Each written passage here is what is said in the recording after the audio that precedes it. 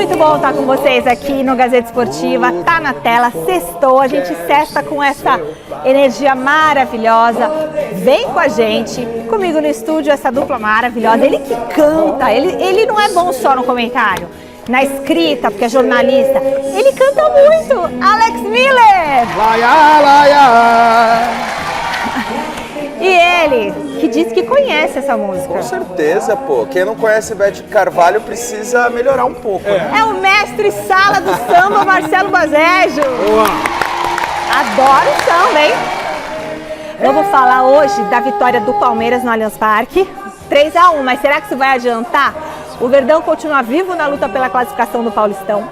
Tem ainda as últimas notícias do São Paulo. José Paes e Marina Buffon estão na Avenida Marquês de São Vicente com tudo que você precisa saber. O Zé gosta dessa música também, que eu sei. O Zé é dos meus. Já no Corinthians, o Alexandre Silvestre está no Parque São Jorge e traz todas as novidades do Timão para você. Tem reforço, sabe aonde? No Santos, né? O time que mais tem reforço, gente. Tudo isso e muito mais, fica com a gente depois dessas dicas.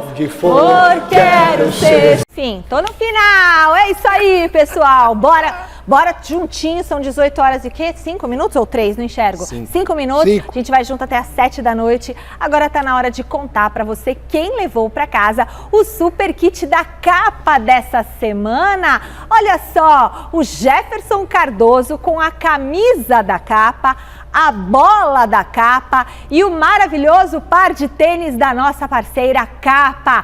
Parabéns, Jefferson! Boa. Que sortudo, hein? Em breve a gente volta com mais um presentaço da Capa para um dos nossos telespectadores que escreverem lá no Instagram. Aguardem que domingo, se você quiser presente bonito da Capa, domingo teremos mais 2. Já dou um spoiler aqui no Mesa Redonda. Vou estar lá e vou dar presentões para vocês, tá?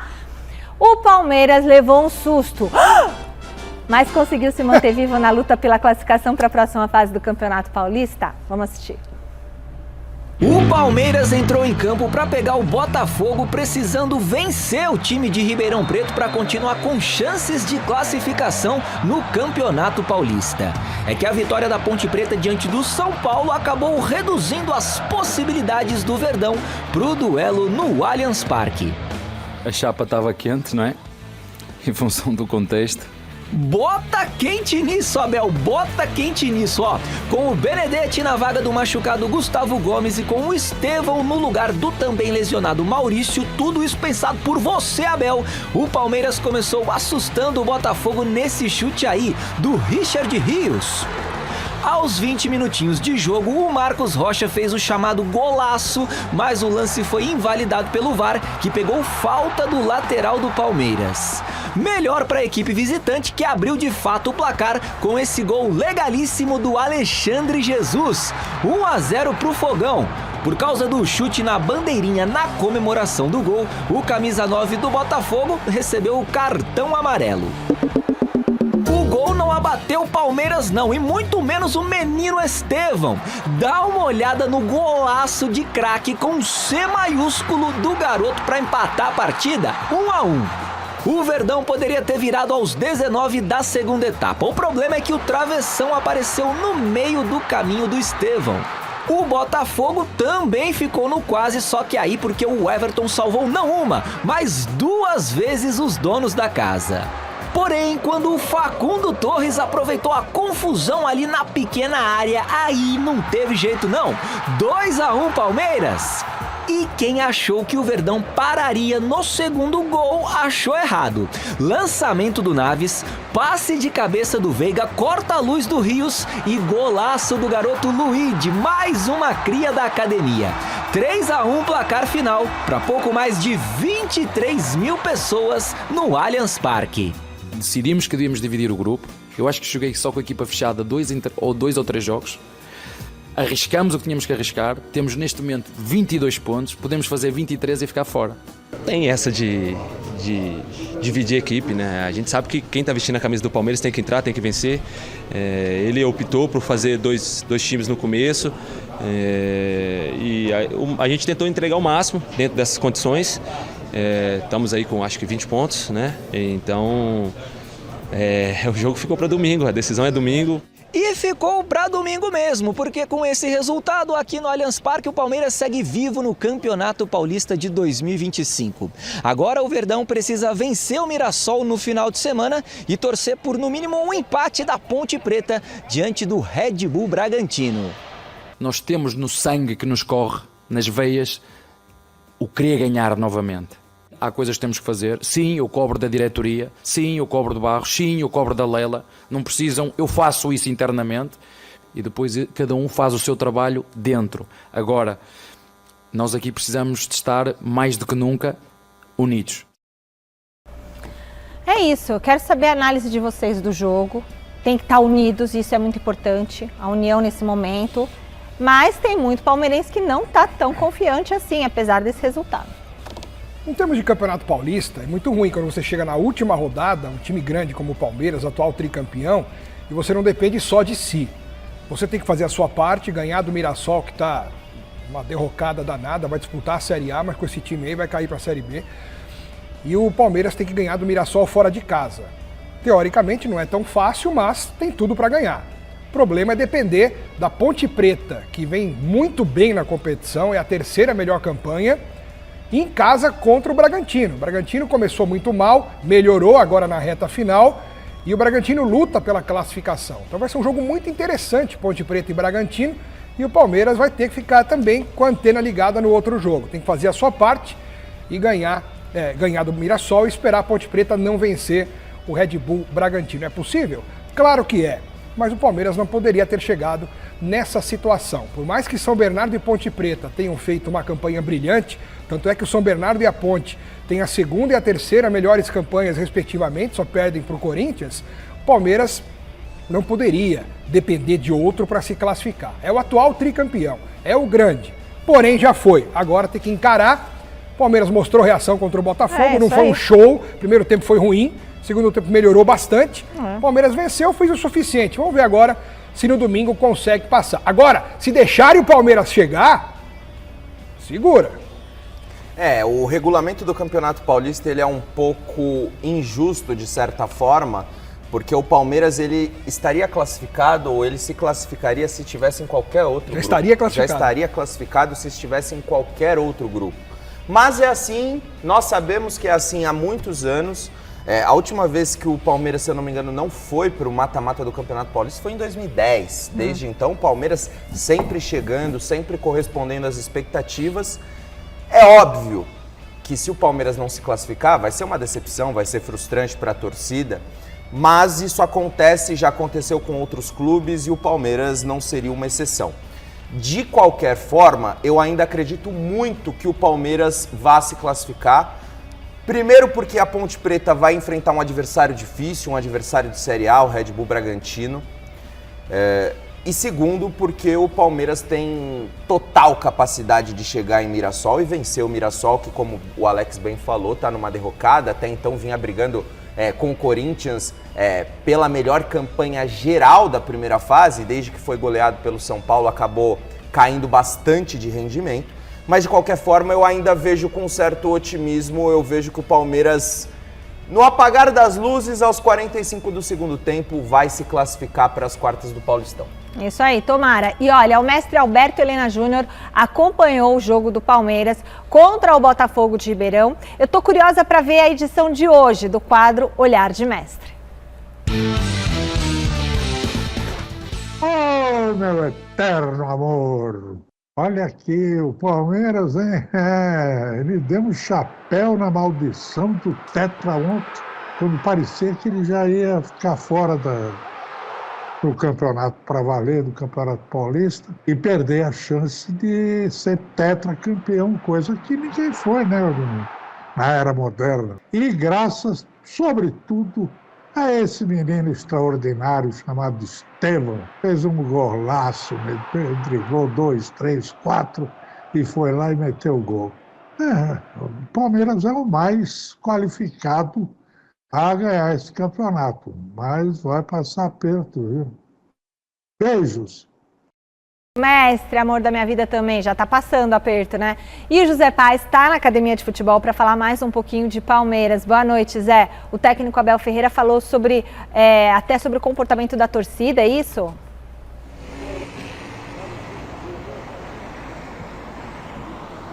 É isso, Michele. Beijo grande pra você, abraço aí pra todo mundo que tá acompanhando a gente. Ontem lá no Allianz Parque, a gente viu uma divisão muito grande, né? Entre a Mancha Verde, que é a principal torcida organizada do Palmeiras, e o torcedor comum. Nos últimos jogos, a Mancha não vem gritando o nome dos jogadores antes da partida, como já é tradição no Allianz Parque.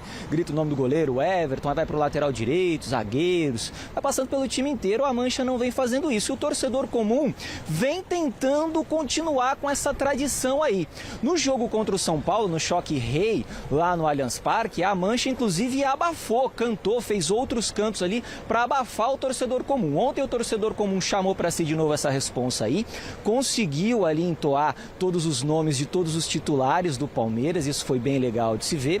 E a Mancha está nesse litígio aí com a presidente Leila Pereira, também com o Anderson Barros, que é o homem forte de futebol aqui do Palmeiras. Então a Mancha não está mais fazendo essa tradição aí.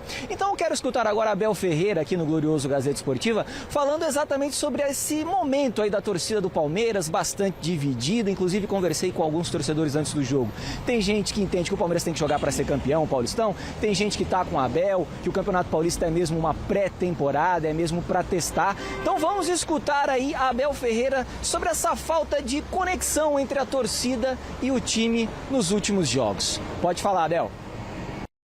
Eu prefiro valorizar os torcedores a mobilizar-se para chamar o nome dos jogadores, que já não acontecia há algum tempo.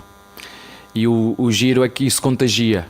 Eu gosto muito de ver o estádio a contagiar-se uns aos outros. Já aconteceu no último jogo, hoje voltou a acontecer.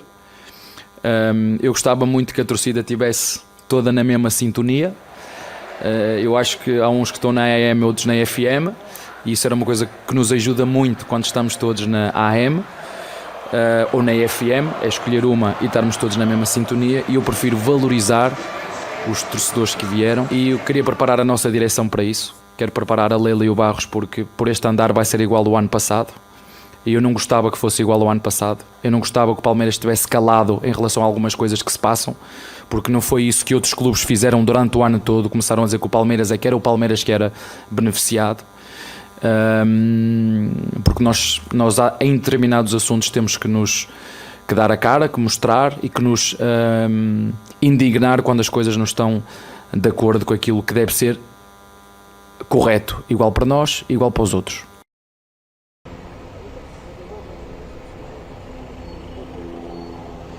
Tá aí a palavra do Abel, então, aqui no programa de hoje. Lembrando que o público ontem, ali pouco mais de 23 mil pessoas no Allianz Parque, foi o pior público do Palmeiras em casa nessa temporada de 2025. Devolvo para vocês comentarem, daqui a pouco eu retorno, porque tem muita coisa pra gente falar desse Palmeiras, que tem decisão no domingo contra o Mirassol, viu, Michele? Devolvo para você aí. Obrigada, José Paes. O que você acha das declarações? O Abel reclama da diretoria porque ela é omissa, né? Quando acontece qualquer coisa com o Palmeiras, ninguém dá a cara. É tudo Abel, e acho que ele quer dividir um pouco essa responsabilidade com alguém que faça parte do departamento de futebol profissional. Isso nunca aconteceu. A Leila é blogueirinha e o Anderson Barros é uma múmia, é mudo, não fala nada. Então, o Abel quer que alguém também se manifeste. Em relação à torcida do Palmeiras, é bom esclarecer que esse foi um movimento organizado não pela Mancha.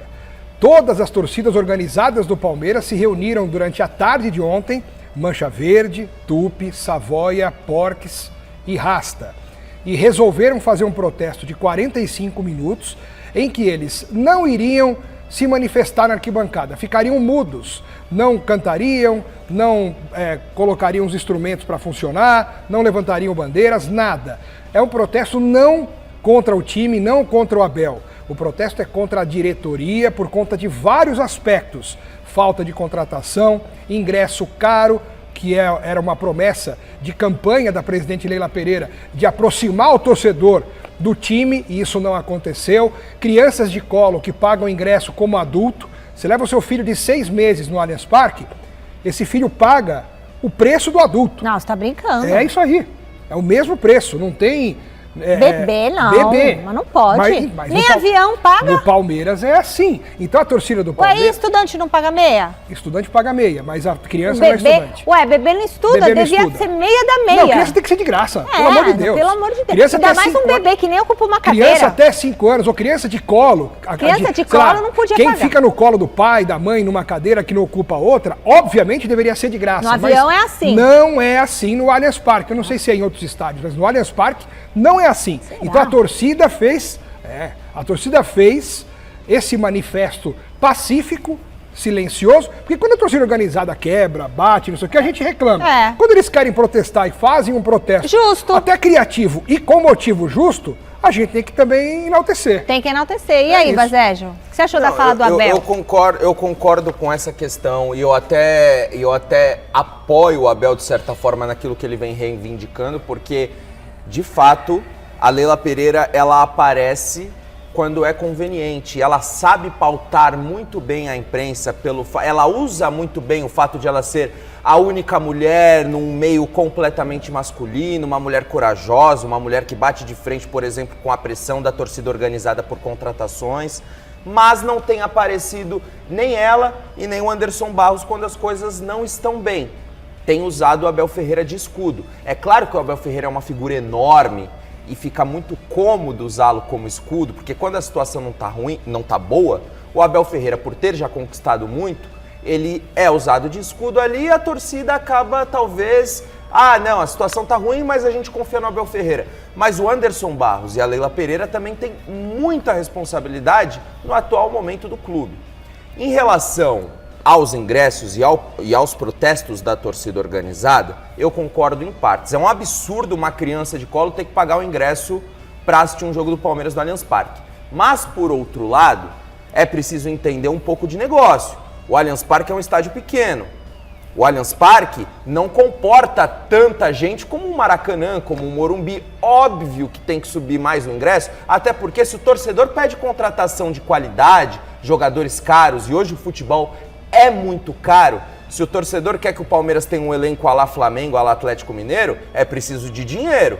E para ter dinheiro é preciso, por exemplo, cobrar um ingresso mais caro, até porque o estádio já é menor, não há tantas possibilidades de fazer altas receitas com ingresso no Allianz Parque, se o ingresso não custar um preço mais salgado. Mas foi promessa de campanha, né? E o Palmeiras não tem como fonte de renda principal o ingresso. Só de jogador tem mais de R$1 bilhão de venda. Então, ela prometeu que a camisa ia ser barata, que o ingresso ia ser barato, e pelo contrário, está cada vez mais caro. Olha, esse negócio do bebê aí, eu tô passada com então, isso, pronto. hein? Isso é um absurdo. Eu falei que em companhia aérea não é assim, bebê até 2 anos incompletos em voo nacional não paga passagem aérea, por exemplo. E em voo internacional paga 10% do valor da tarifa do adulto. Até 2 anos. Então, se você ficar no colo ali da mãe, né? Eu acho que no Allianz Parque, sei lá, se não ocupar uma cadeira, se ficar no colo... Criança de 5 anos, você tá no colo, pronto, não paga. Não paga. Bom, 5 anos já é meio grandinho, porque vai querer ficar numa cadeira. 3 anos. Uma criança de 2 dias paga. Não pode. A gente já falou muito do Palmeiras por aqui, mas como é que estão os outros grupos do Paulistão? Marina Buffon explica pra você nessa reportagem.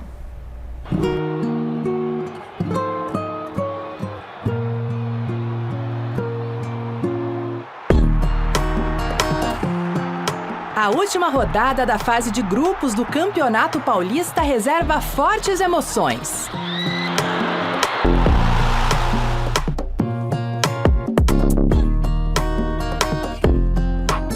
No grupo A, o Timão tá tranquilão, afinal é líder geral e vai pegar o Mirassol nas quartas em casa.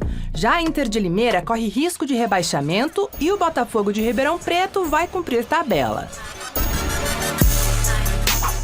Na chave B, todo mundo ainda tem chance de se classificar.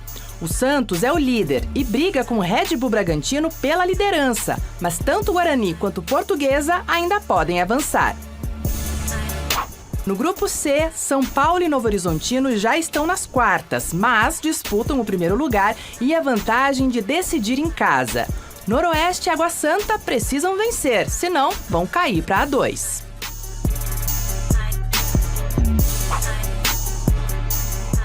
Por fim, no grupo D, o São Bernardo já está classificado, mas Ponte Preta e Palmeiras, sim, o Palmeiras, atual tricampeão, lutam pela segunda vaga. Já o Veloclube só precisa empatar e estará livre do descenso. Ó, anota aí na agenda. Todos os jogos serão no domingo, às 6h30 da tarde e, claro, tudo vai ser discutido no Mesa Redonda.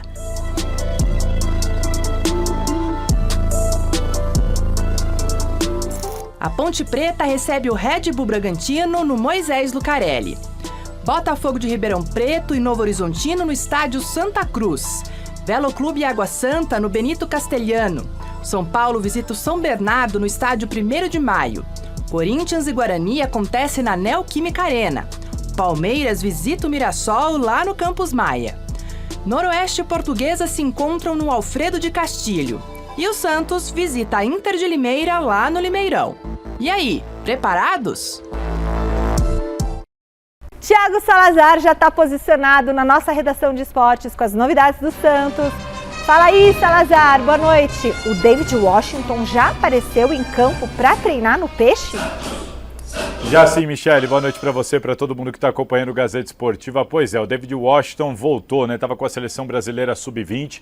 Ele foi anunciado como reforço do Santos, só que ainda estava lá defendendo o Brasil. O Brasil bateu o campeão, ele foi bem, jogou muito, artilheiro.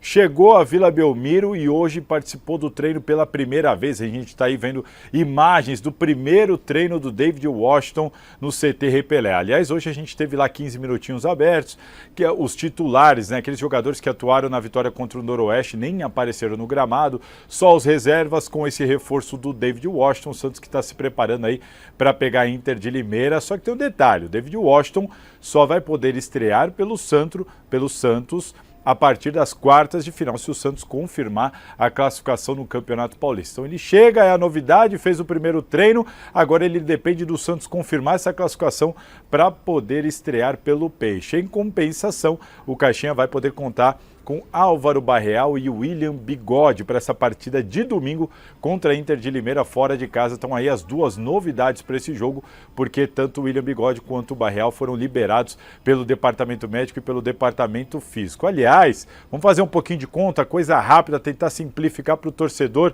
Mostra pra gente aí, Fini, o grupo B do Campeonato Paulista. A gente tem o Santos na liderança com 15 pontos, o Red Bull Bragantino logo atrás com 14 pontos, depois temos Guarani e Portuguesa, 12 pontos. A gente vai para essa última rodada com todo mundo aí, ó, todo mundo que você tá vendo nessa lista tem chance de classificação. Como é que tá a situação do Santos? O Santos, se vencer a Inter de Limeira, ele garante classificação em primeiro lugar e acabou, ponto final. Não depende de nenhum outro resultado. Se ele empatar, aí ele pode se classificar em primeiro ou em segundo, dependendo do jogo do Red Bull Bragantino. Agora, se ele perder, ele pode até se classificar em primeiro, em segundo, mas ele pode ser eliminado. Ele vai depender aí de Guarani, Portuguesa e Red Bull, dependendo da combinação. Vamos dar um exemplo, o Red Bull Bragantino vence, o Guarani também vence e tira um saldo de 3 gols, que hoje o Santos tem 3 gols a mais do que o Guarani no saldo. Aí o Santos seria eliminado. Então, só para o torcedor entender a situação do Santos. E como é que estão os jogos do Grupo B para a última rodada? O Peixe pega a Inter de Limeira fora de casa, a Ponte Preta pega o Red Bull Bragantino, jogo importante, porque a Ponte também tem uma briga forte lá para se classificar e eliminar o Palmeiras. O Guarani pega o Corinthians na Neoquímica Arena. Eu acho que para o Santista, essa força aí que o Corinthians deve dar, eu acho que é o principal. E a Portuguesa vai visitar o Noroeste. Então aí os 4 confrontos do Grupo B e o Santos, como eu disse, se vencer, líder. Se empatar, pode ser líder ou em segundo. Se perder, vai ter que depender dos outros resultados. Ainda não está garantido, até por isso o Caixinha deve começar o jogo contra a Inter de Limeira com força máxima. Agora, Michele, antes de me despedir aqui, eu vou passar para vocês um assunto interessante, no mínimo curioso. O Neymar, segundo o Gaules é o maior streaming do Brasil, um dos maiores do mundo, amigo do Neymar, e ele é dono de um time no futebol de 7. E lá ele tem o K9, o Kelvin Oliveira, para muitos o melhor jogador do mundo na modalidade. E o Gaules acabou revelando numa entrevista de que o Neymar quer levar o Kelvin para jogar no Santos. Tá aí o Kelvin, tido como o melhor do mundo no futebol de 7, acabou de ser campeão, jogador de seleção brasileira, e agora o Neymar, que é muito amigo dele, conhece tudo mais, procurou o Gaules, que é dono do time do Kelvin Oliveira, porque ele quer levar o Kelvin para jogar no Santos, no profissional mesmo, no campo paulista brasileiro, quer levar para ser reforço do Santos. O Santos não se manifestou, mas está ciente do desejo do Neymar. E agora estão aí nas tratativas, nas negociações. O próprio Kelvin não tem certeza, não sabe, segundo o Gaules, se é isso que ele quer para a carreira dele. Ele tentou ser jogador de futebol profissional e tudo mais, não deu certo, vingou no futebol de 7. Ele tem medo de acabar se arriscando, se decepcionando. Muita gente lembrou do caso do Falcão, melhor jogador do mundo no futsal, maior de todos os tempos, foi para o campo, não deu certo.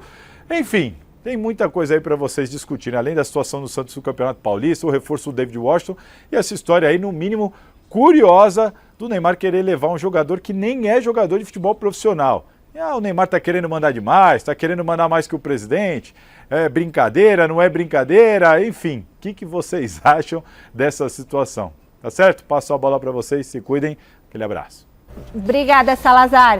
Pois é, será que dá certo isso, o Kelvin, que é do futebol de 7, ir para o futebol de campo? A gente estava até comentando antes aqui do Falcão, que era do futsal, né? Não deu certo. Eu acho que é uma aposta e é uma ação até, acho que muito mais de marketing do que algo técnico que possa dar certo, pelo menos de imediato. Acho que ele teria que passar por uma adaptação, por um período razoável, pelo menos, de treinamento, para ver se ele se adapta a essa nova realidade. Mais ou menos o que aconteceu com o Falcão quando foi jogar no São Paulo futebol de campo.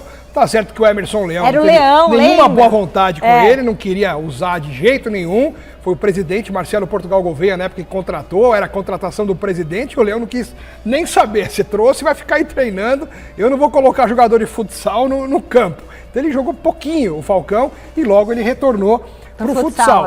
E acho que isso aí é só uma demonstração de que o Neymar realmente é uma SAF velada, né? O Santos é do Neymar, ele faz o que ele quiser, indica quem quiser, traz quem quiser, e o Marcelo Teixeira tem que ter um jogo de cintura para deixar o Neymar aí curtir o Santos. Confortável. Será que dá certo, Bazejo?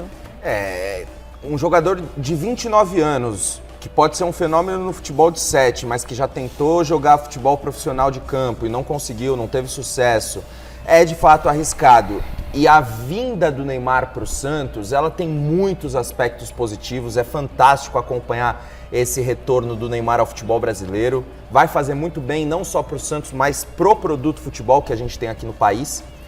Só que essa relação tem alguns componentes um pouco complicados.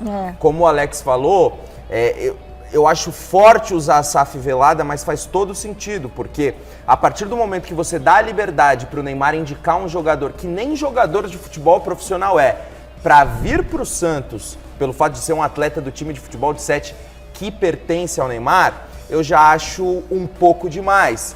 O Marcelo Teixeira deu carta branca para o Neymar pai buscar parceiros para melhorar a estrutura do CT do Santos. O Fini tá falando que não é o time do Neymar, o Gaules, é outro. Ele tem também, acho, um time. O dele é o qual?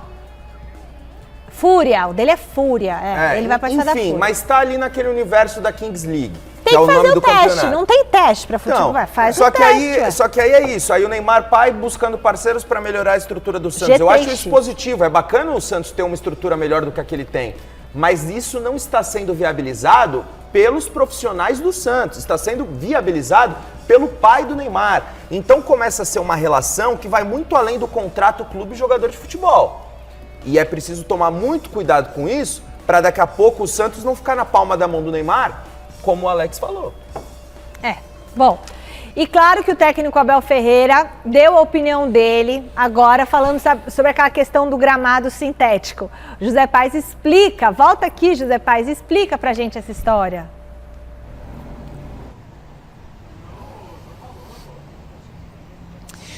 Pois é, ontem esse assunto aí do gramado sintético também permeou ali os debates, tanto na zona mista, quanto na entrevista coletiva do professor Abel Ferreira. Conversamos com o Marcos Rocha na zona mista, depois da vitória do Palmeiras lá no Allianz Parque. Ele disse que nenhum jogador do Palmeiras, por exemplo, foi consultado aí pelos atletas que soltaram aquela nota conjunta aí recentemente, Lucas Moura, Neymar, enfim, criticando o gramado sintético. Vamos conferir então Abel Ferreira, o que ele disse depois da vitória do Palmeiras ontem, exatamente sobre o piso, sobre a grama sintética. Pode rodar. Não está em lado nenhum escrito cientificamente que um gramado sintético provoca mais lesões do que um gramado natural ruim. Que é o que acontece aqui com... Se você me conseguir dar 4 gramados top aqui no Brasil, eu até vou mais, 3. Se você me conseguir dizer, o Brasil tem 3. Entendo o Neymar, porque nós já estivemos lá no Mundial e vocês também estiveram lá. Quem é que não esteve aqui no Mundial comigo quando nós lá fomos? Vocês não viram a qualidade da grama natural? Melhor que a carpete que a minha mulher tem lá em casa, em termos de... Melhor ainda, que a minha carpete que eu tinha lá em casa, melhor que a carpete que eu tinha lá em casa. Agora, desculpem-me, mas se viesse aqui a UEFA regulamentar ou fiscalizar os gramados do Brasil, passava um. Ao natural é o que eu mais gosto. Agora não há como. Aqui no Brasil, sabem, mais uma, sabem quantas vezes já joguei no Maracanã? E não tem nada a ver, Maracanã, um dos estádios mais míticos a nível mundial. Sabem quantas vezes lá joguei? Pai, umas 4 ou 5 vezes. Sabem quantas vezes o gramado estava médio? 0. Diga-me um relevado top. Tem um, que eu não vou dizer de quem é, que já disse 500 vezes.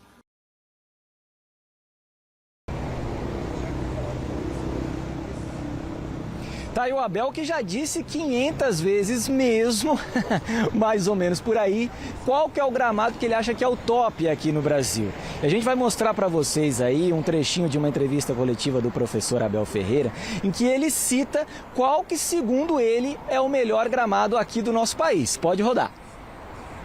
Para mim o melhor, também já o disse, não tem problema nenhum, uma coisa não tem a ver, somos rivais sim, somos rivais do Corinthians, mas a minha opinião é que quando todos os campos no Brasil tiverem um gramado igual ao do Corinthians, aí nós podemos falar do sintético, o que não é o caso.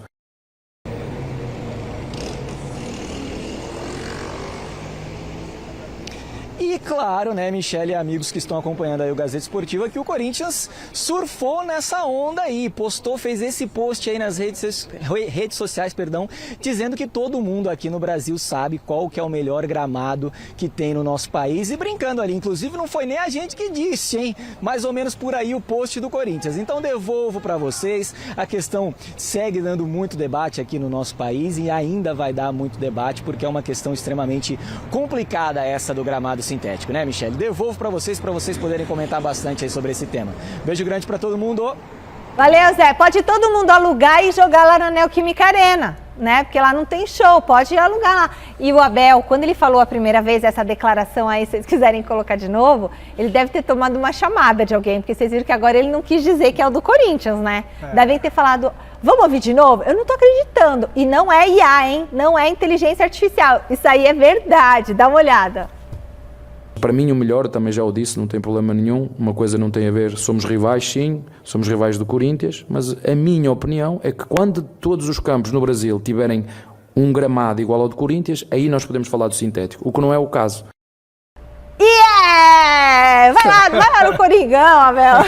Fala, Alex, fala você. A resposta do Abel em relação a esse assunto foi fantástica, né? Ele foi completo na resposta, a gente ouviu um trecho, mas ele deixou muito claro, né, que é quase impossível no Brasil você ter todos os campos do mesmo jeito, com a mesma qualidade da Europa e até do Corinthians, que segundo ele é o melhor gramado. Mas lá não tem show, né? Então, ele deixou ainda em suspense a questão do Juventude, né, do Alfredo Jaconi, que ele também elogiou bastante ano passado, mas também não tem show.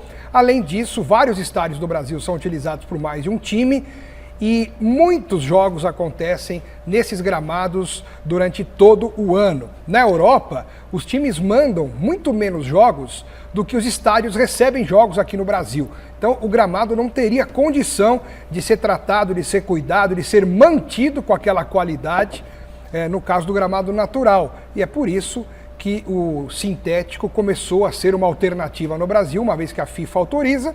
Então os clubes começaram a investir nisso. Botafogo, Atlético Paranaense, que foi o primeiro, o Atlético Mineiro agora vai colocar, o Pacaembu agora também é gramado sintético. Então, vamos ver o que vai acontecer. Muito provavelmente isso vai virar um debate entre os clubes com a CBF, para no futuro a gente ter uma definição. E tem muita política envolvida aí no meio, muitos interesses. No final das contas, acho que isso vai pesar bastante também numa eventual mudança ou numa eventual decisão de autorizar a permanência dos sintéticos no Brasil.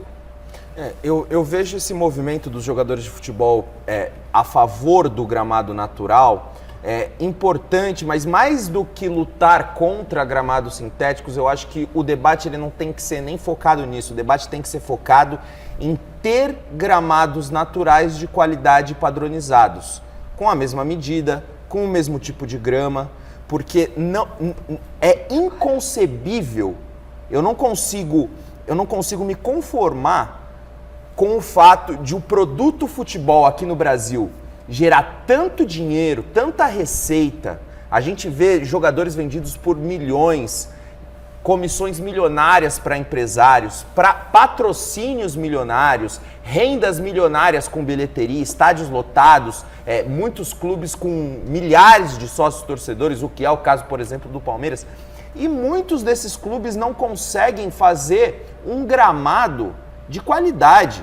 O Abel Ferreira falou do Maracanã. Quantas vezes a gente vê jogo no Maracanã com um gramado bem meia boca? Parece pista de motocross. Exato, e a gente está falando do principal estádio do país, o cartão postal do Brasil. O Maracanã do mundo, muito mais do que um estádio. E 3 clubes mandam jogos lá. Exato, então assim, mais do que prestar atenção ou ter que brigar ou ter que falar alguma coisa do gramado sintético, eu acho que o debate tem que ser, em primeiro, ter gramados de qualidade, independente se é sintético, se é natural, para depois entrar no debate de gramado sintético ou gramado natural.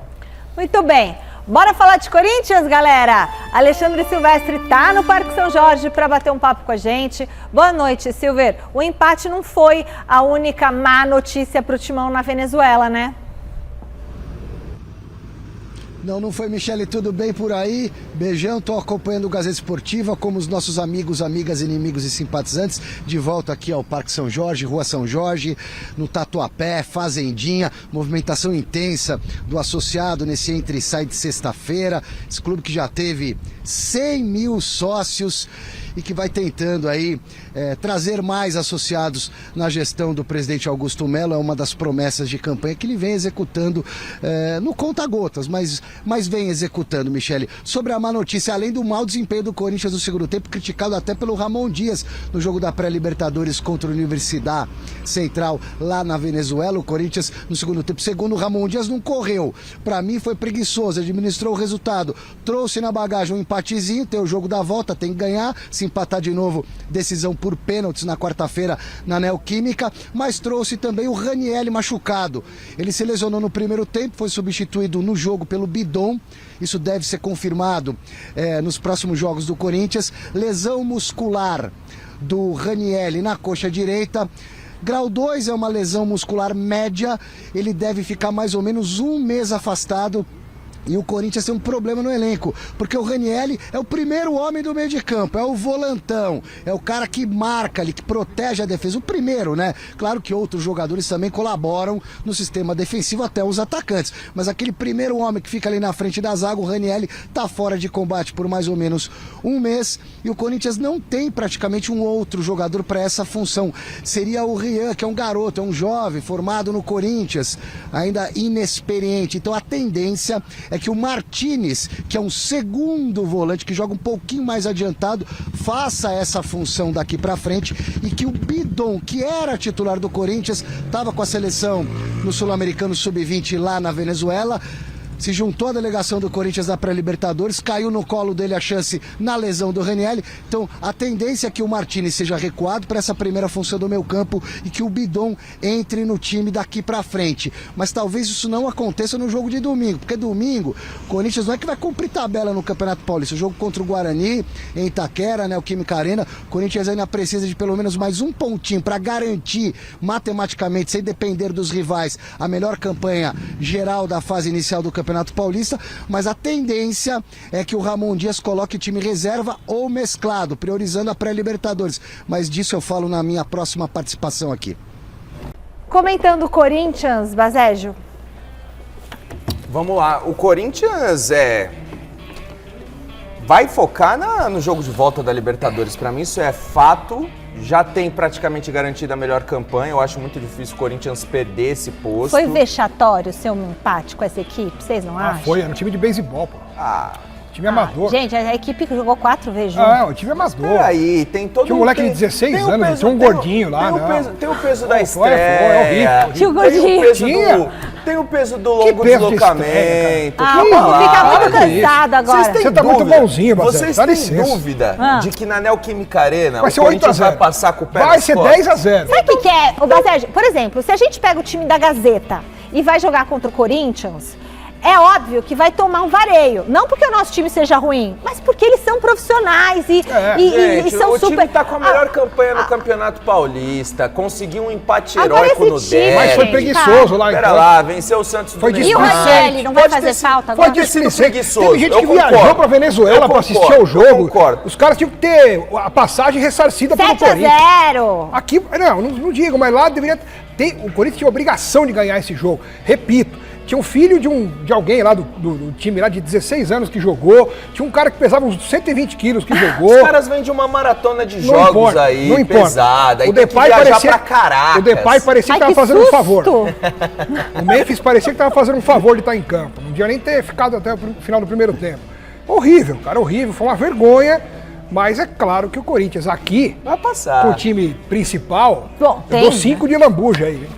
Bom, a gente fala agora sobre mais um caso, gente, um caso lamentável de racismo no nosso futebol. A Portuguesa Santista deixou o gramado ontem no jogo contra o São José, depois que o goleiro Tom foi alvo de insultos da própria torcida. O jogador foi às redes sociais, explicou o que aconteceu e a gente vai colocar aqui alguns trechos para vocês entenderem tudo. Abre aspas. Fui vítima de insultos raciais, de um crime proferido por membros que se dizem torcedores da Portuguesa Santista. Até quando iremos viver casos desse tipo? Até quando esse tipo de crime será levado adiante? Temos que seguir na luta para que a cor da pele não seja motivo de inferiorização das pessoas, não só no esporte, mas na sociedade em geral. As medidas cabíveis já estão sendo tomadas para que os culpados sejam punidos. O lamentável ato aconteceu depois do terceiro gol do São José, em cima da Portuguesa Santista, né? Então estava 3-0. E aí, nesse momento, o que aconteceu? Começaram protestos e ofensas dos torcedores da Portuguesa Santista contra o goleiro do próprio time. Aí teve uma atitude muito bacana. Todo o elenco da Portuguesa Santista decidiu deixar o gramado. Acabou a partida. Todo mundo saiu. E era uma partida válida pela Série A2, né, do Paulistão, no estádio Urico Mursa. Eu acho isso, assim, de bater palmas todos os jogadores terem saído. Não ficar esperando o juiz, esperando... Claro. Acabou. Claro, aí, ó. Os jogadores saindo, a arbitragem também entendeu, né, a situação, encerrou o jogo. É isso. Placar mantido, 3-0, a federação já informou. E tem que ser... E agora tem que ir para a justiça tentar achar, né? Tem que identificar quem fez isso. Não sei se foi uma pessoa só, se foi mais de uma, se foram 2, 3, 4. Seja quem for, tem que identificar, processar e prender, porque esse é um ato nojento, né? Você usar a cor de uma pessoa para ofender, como se você fosse ofender porque ela é preta, amarela, branca, azul, vermelha, não interessa. Você usar a cor de uma pessoa para tentar inferiorizá-la, cara, é nojento. Não tem nem palavras. Não, é um absurdo, né? Eu acho assim, o torcedor ele paga ingresso, mas ele tem que ter muito claro na cabeça dele que você tem o direito de criticar de forma respeitosa. Às vezes, muitas vezes, o torcedor a gente sabe que passa da linha, profere xingamentos. Agora, ser racista... É crime. É crime. E a gente não pode passar pano para isso. É uma pena que eu imagino que o estádio Eurico Mursa não tenha tecnologia suficiente, como tem no Allianz Parque, por exemplo, para identificar os torcedores. Eu sinto muito por causa disso, porque realmente gente que pratica um ato desse tipo tem que estar atrás das grades, não tem desculpa. O que é crime fora de campo é crime dentro de campo, né? As pessoas precisam entender isso. Bom, agora eu dou boa noite para a Marina Buffon, que está no CT da Barra Funda. Marina, como é que está a situação do Zubeldia, hein, no Tricolor?